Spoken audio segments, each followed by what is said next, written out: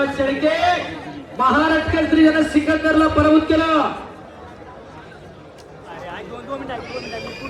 शुभम शिंदळेला रविराज चव्हाण शिवाचला कड्यावरती वस्ताद केसरीची पण कुस्ती लागणार आहे.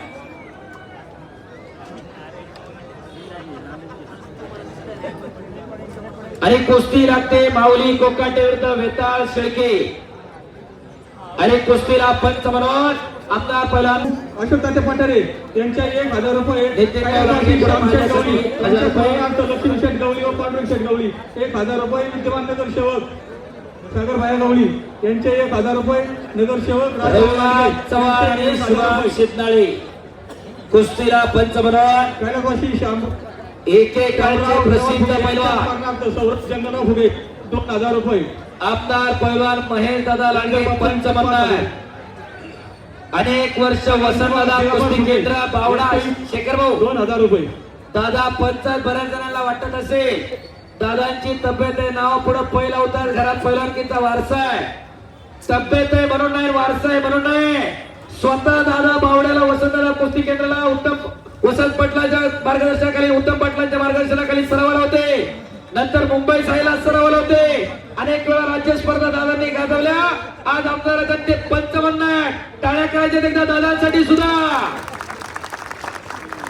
नंतर गुलशे तालमीला होते. या विजय गोजमरावजी जाधव यांच्या मार्गदर्शनाखाली गुलशे नावाचे साधू होते. त्यांनी ती तालीम तिथं मुक्कामाला थांबायचे. खाली बस. आणि ऑल इंडिया युनिव्हर्सिटी चॅम्पियन आहे.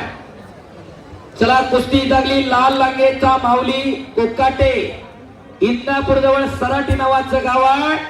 हनुमान आकड्याला सराव करणारा वस्ताद गणेशभाऊ धांगट यांचा पट्टा. तर दोन्ही पायाला निक्याप लावलेला दादा शेळके उर्फ वेताळ शेळके कर्जत अधिवेशनाचा गेल्या वर्षीचा महाराष्ट्र केसरी किताबाचा मानकरी आहे. आंतरराष्ट्रीय कुस्ती संकुलाला सराव करतो. अर्जुन पुरस्काराचे मानकरी काकासाहेब पवारांचा पट्टा.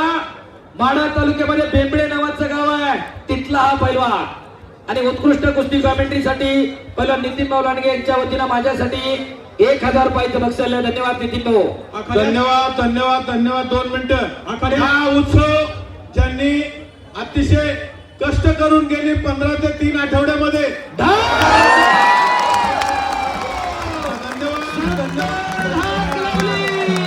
अतिशय उत्कृष्ट